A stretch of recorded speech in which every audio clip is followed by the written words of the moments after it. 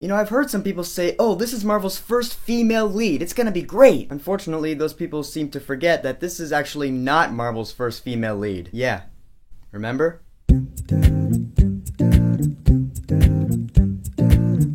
Marvel's Jessica Jones. So this is the second in a series of Marvel Netflix shows leading up to their superhero team up, the Defenders. You got Daredevil, Jessica Jones, Luke Cage, and Iron Fist, so now we got Jessica Jones. Now her whole spiel is that she's a superhero with PTSD. She's super strong, she can jump really far, but she threw that all away because she has seen some shit. And I love characters like Jessica Jones. She's damaged, she's bitter, she takes no crap from no one. She's a shit talker. Like if she saw a little kid crying because he dropped his ice cream or something, she wouldn't get him a new ice cream cone, she'd say like, pfft, tough. But now she's working as a private investigator for Alias Investigations, just like it is in the comics. Now I really gotta talk about the villain in the show because he's one of the scariest villains I have seen in a while. And that is a guy named Kilgrave, rocked by David Tennant. Now I know him from a couple of things, from the fourth Harry Potter film and from the only episode of Doctor Who I've ever seen. And the guy's a really good actor. His power in the show is the power of mind control. You're like, how the hell are you supposed to fight that? You come at him with a knife, he's gonna tell you to stop right in your tracks and stab yourself in the heart. Yeah, that's real. Now Jessica's best friend in the show is a character named Trish Walker, played by Rachel Taylor, who I remember from Transformers. And she's a great character. I really like her character in the show, but I'm about to start nitpicking here. When I heard her attempt at an American accent for the first time, it broke my heart because she's Australian. Everyone knows that Australians are just the best at American accents. So when Trish Walker is talking, I can't help but hear little traces of her Australian accent in there. I'm like, no. But she's still a great character in the show. And you have Luke Cage in this show, and I was worried about Luke Cage because he's another Marvel character with his own Netflix series coming up. And he's not in this show that much, but he's still functional. He's like a love interest for Jessica Jones. He doesn't go really far, so you're like, okay. Now the thing about these Netflix shows that I've noticed is that it's not really a TV series so much as it really is one big 12-hour movie or something, since each episode literally takes place right after the previous one, which means it really is meant for binge watching. So it's a really good thing that it premiered on a weekend. Okay, so how is this show? Well, I liked it just about as much as I liked Daredevil. You know, Jessica Jones is a private investigator, so there's a lot of,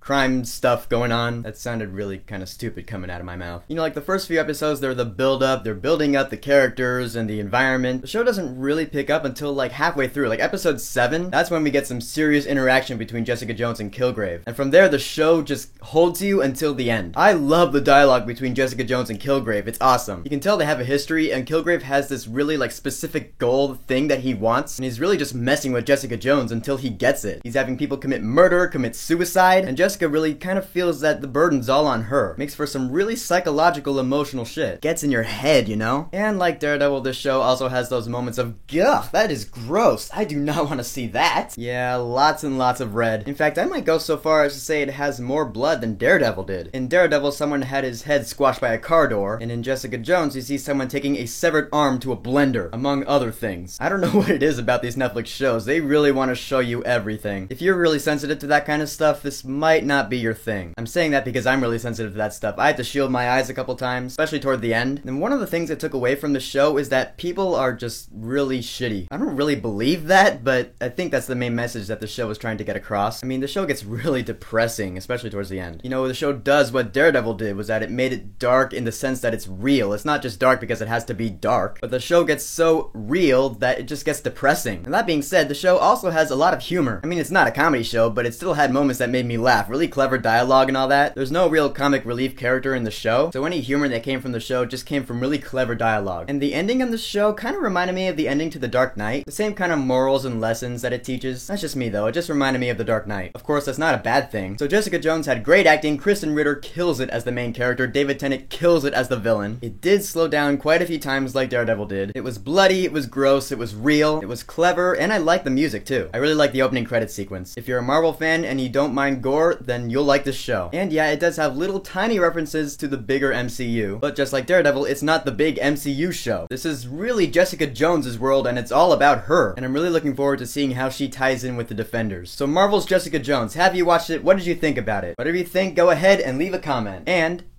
don't forget to subscribe.